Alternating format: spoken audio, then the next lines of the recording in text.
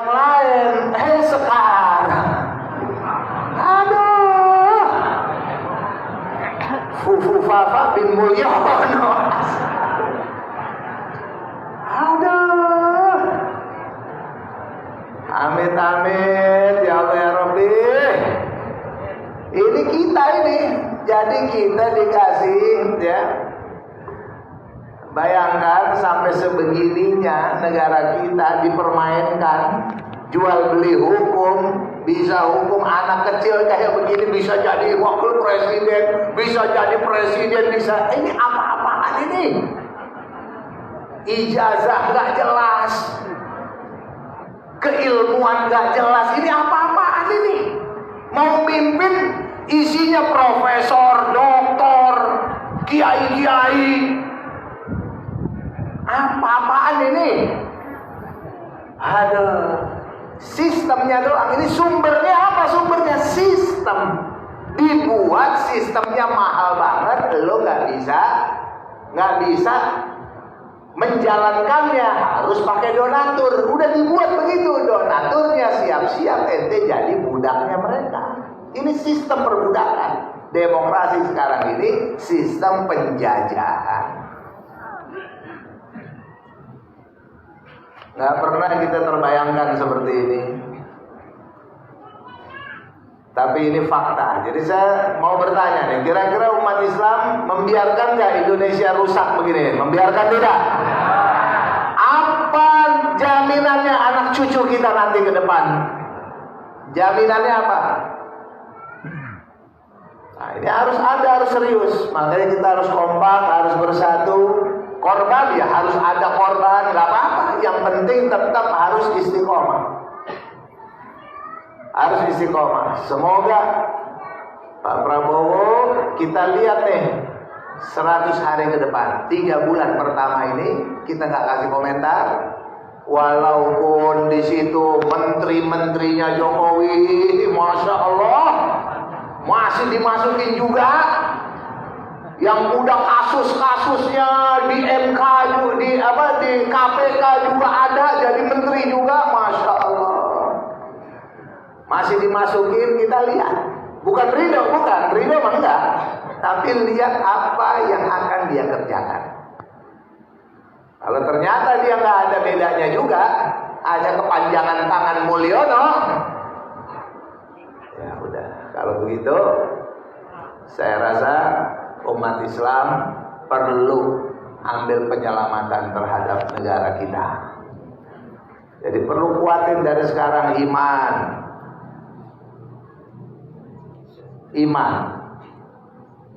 taqarrub kepada Allah, tawakal kepada Allah Subhanahu. Ini kondisi-kondisi kayak begini, alhamdulillah rabbil alamin, kita ada harapan, secercah harapan. Pak Prabowo kemarin dia meninjau ulang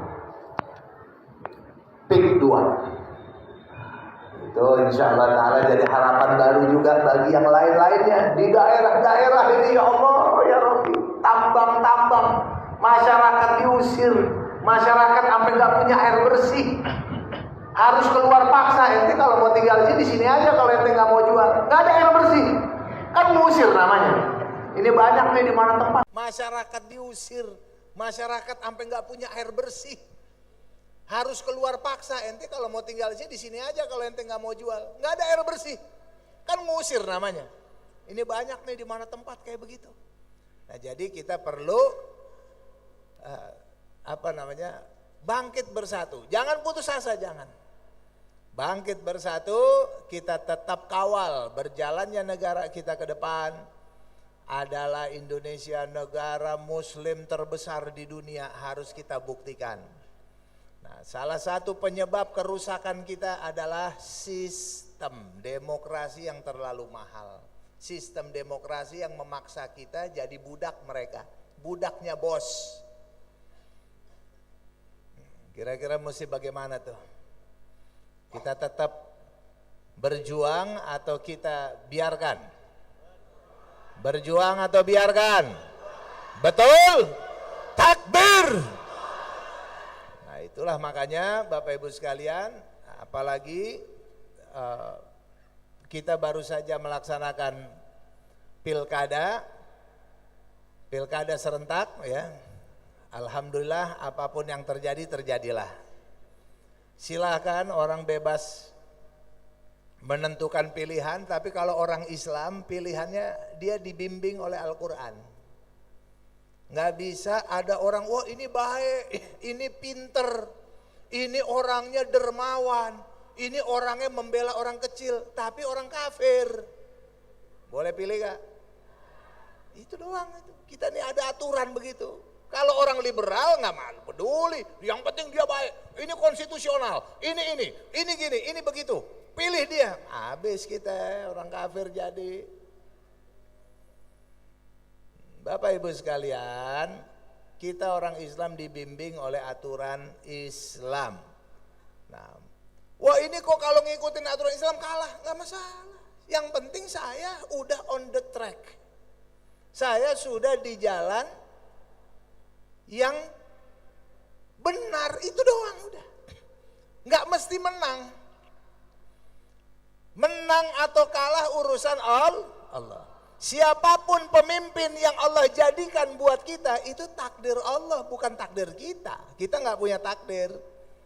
Allah katakan, Qulillahumma malikal mulk, tu'til mulka man tasha, wa tanzi'ul mulka mimman tasha, wa tu'izzu man tasha, wa tudhillu man tasha, biyadikal khair, innaka ala kulli syai'in qadir. Allah yang mengangkat, Allah yang mencabut kekuasaan, Allah yang memuliakan, dan Allah juga yang akan menghinakan. Itu semua Allah. Kalau soal kepemimpinan urusan Allah.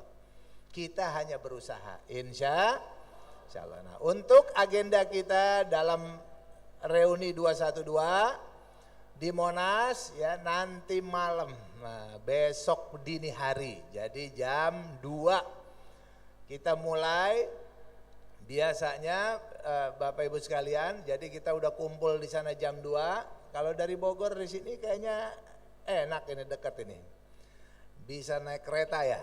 Saya teman-teman jamaah kita dari Megamendung, dari Cijeruk, dari Puncak, dari Cisarua, mereka datang ke stasiun Bogor lalu naik kereta sampai Gambir.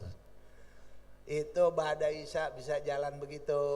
Nah, paling lamanya dia jangan yang jam 2 gitu, yang ngambilnya yang jam 11, yang paling kereta terakhir tuh jam 11 berapa itu, ambil yang itu. Nah, jadi sampai di sana tinggal istirahat dikit, jam 12:30 pintu dibuka.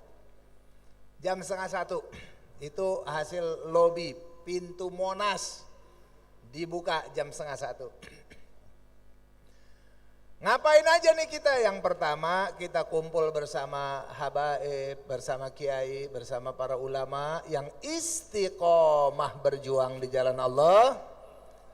Bersama Umaro juga kita undang, saya juga undang Pak Prabowo. Karena tahun 2018 Prabowo pernah datang reuni 212 tahun 2018.